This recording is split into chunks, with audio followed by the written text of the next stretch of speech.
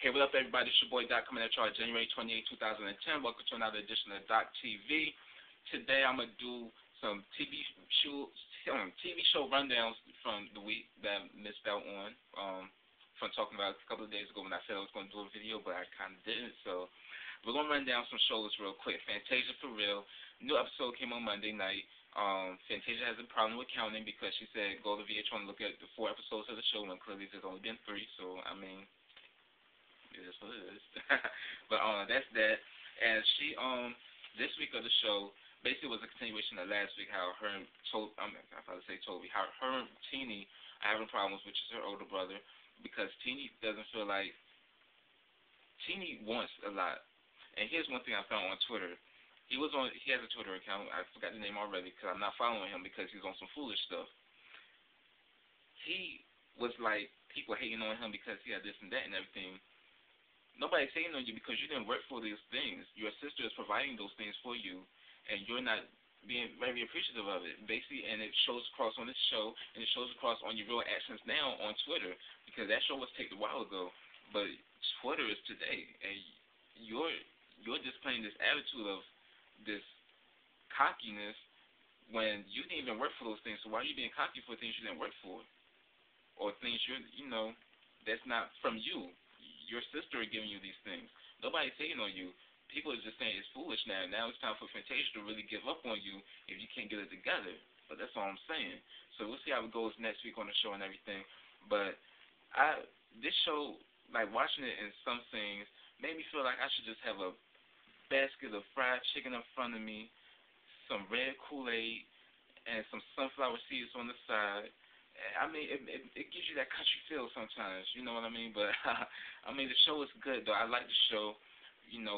Watch it every week, though, people. It's a good show. I mean, it may be a little foolishness on the side, but, I mean, it's a good show. And you'll learn some things as far as Fantasia. She can't pick a single to save her life. I'm a little concerned, Fantasia. Move On Me. Now, it's a good song. It's decent, but I don't think it's her first single. Don't leave J Records, and we'll see what happens next week. But, I mean, Move On Me, I really don't think that's a strong single. It may be your baby, but, I mean, don't do it. Don't do it. Don't do it, Fantasia. So, we'll see how that goes and everything in the coming weeks when the show, progresses and, everything starts really boiling down to when the album is coming out and everything like that. Let's talk about Pepper, she, ever since, I don't know what it is, but like, ever since I was young, I remember watching the Shoot video, and I was like, oh, man, I have a crush on Pepper. I don't know what it is, but I don't know. So I developed my crush on her then. And, her and Salt-N-Pepa was out in the spotlight for a while. And then, when the Salt-N-Pepa show came out, I was like, okay, I got a crush on Pepper for real. And because she's so different in a way, I don't know how to explain it. But then when Let's Talk About Pep came on, now I talked about it before in another video, but this week, man, Jackie Reed, she was pushing her stroller down the street, so I'm like, oh, baby, cool, baby she kidnapped someone's baby, or she babysitting? And that's good because, she's trying to be a mother, she's trying to, get some sperm, she's trying to get impregnated, and she's trying to get married and all that good stuff. But they turn the camera around, and she's pushing her little doggy down the street in the stroller. I said, that's very unique, Jackie. You plan your motherhood. You do your thing. So that's what she was doing. And then Jemana, she really didn't have anything going on this week, but next week she got this storyline going on with her and the young dude. Kitty, who is my new crush of all time on reality TV right now, she met this dude. She's been messing with the phone. She's been phone freaking with this dude for 3 years. That's from the 757. His name is Alan. He's from Bob Beach of all places. And when they finally meet, he kind of pushed her off. He kind of, he kind of hurt her feelings. Basically, y'all gotta watch the show to see what I mean. But I was feeling for Kitty because I like Kitty. That's my girl right there. Kitty, if no man will wipe you up, I will. I'm maybe 19. I turned 20 April 2nd, but I'm a very mature young man, and I'm about my people and everything, and I'm about my business, so holler at me when you're ready. And shout out to Shamara too from Power 99. I wish I could enter your date contest, but I'm not able to because I'm not in Philly right now. So, and I won't be in Philly at the time when you're trying to go on your date. When she goes on the Trey Songz concert February 14th, Valentine's Day, and I'm gonna be there. So I mean, I'll miss out on the opportunity. But maybe one day, Shamara, I will date you. And I got a thing for older women, so y'all can kind of see my trend right now.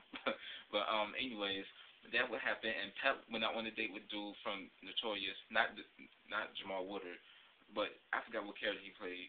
But they went out on a date, and she was like, he kind of reminded her of Tretch and everything. Tretch is her ex-husband, and she kind of talked about Tretch in her book. Let's talk about Pep, about how he was kind of abusive and everything like that. But you know, it was like an awkwardness basically. So it wasn't like a bad thing, but it was just a little awkwardness, and they kind of cool now. So that's what she said. So everything's good and everything. And let me check my time real quick, y'all.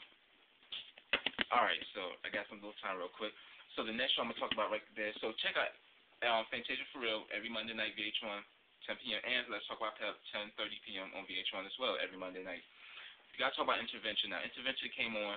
I haven't been watching Intervention in a while. I've been slipping on my Intervention, viewings and everything like that. But this week, Robbie from formerly of City High was on the show. Now, those that don't know Robbie is the other one in City High, not the dark one from Sister Act 2. But City High was Claudio Ortiz, Ryan, and Robbie. Well, Robbie, I was on Twitter and I was like, wait, City High is trending, and I had just found my CD because my CD was on the 5-year disappearing act. So I was like, where's my CD at? But I found it, and I was kind of wondering why City High is trending of all time. So they was on Twitter trending and everything like that, and couldn't find out he was on Intervention, and he was battling alcoholism. He was battling alcohol addiction, and he on the show, they basically get out to the root of everything, why this and that happened. It was kind of like a mixture of Hollywood, and everything. But one of the main reasons that I found really interesting, because I heard about this a while ago, like back in the day when, the whole group broke up and everything.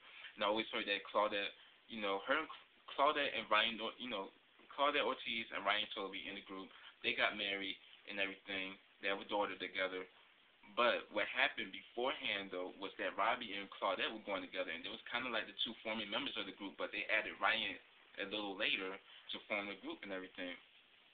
Well, they was going together, and just one night, she break up with him and start going with Ryan. Now, she should have known, like, I like Claudette, she's a good singer and everything. She's very beautiful. But, I mean, she was on some whole shit for real. Like, you should have known that would probe a problem if you're in a group with only 2 other dudes. Y'all the only 3 in the group. You're the only female, and there's only 2 other dudes. You go with one dude who's kind of the leading, who's kind of formed the group, and then you break up with him to go with the new dude in the group. And then, like, one of the sad moments in the show, it kind of came across as sad. Like, he was in the room, Robbie was in the room with his girlfriend, and he was on YouTube, and he was watching a What Would You Do video. Now, sometimes when you look at old memories that were very good, because that song's Grammy nominated, so when you look at moments that are really good, old memories, it's supposed to come across as good. But when you're watching the group when y'all was at your height, and your ex-girlfriend is in the video, and you're not knowing her true feelings at that time, because you never know she's going to break up with you and go with the other dude in the group. So, I mean, that kind of was like a sad moment there. Another moment was when his brother, I forgot his name, but he kind of expressed how he felt about how his mother treats him. And, basically that civil rivalry, but not really sibling rivalry to be on purpose, but it's just like when you had that parent that treat one child one way and then treat the other child the other. And I said this on Twitter, how Robbie's mother babied him more than anything. Like, she babies that dude. And it's like one of the other sad things was when Robbie's brother said that his mother has not seen his daughter and he only probably seen her like 2 times. And that's that's like, yo, you're giving so much more attention to one child but not the other. Like, that's sad.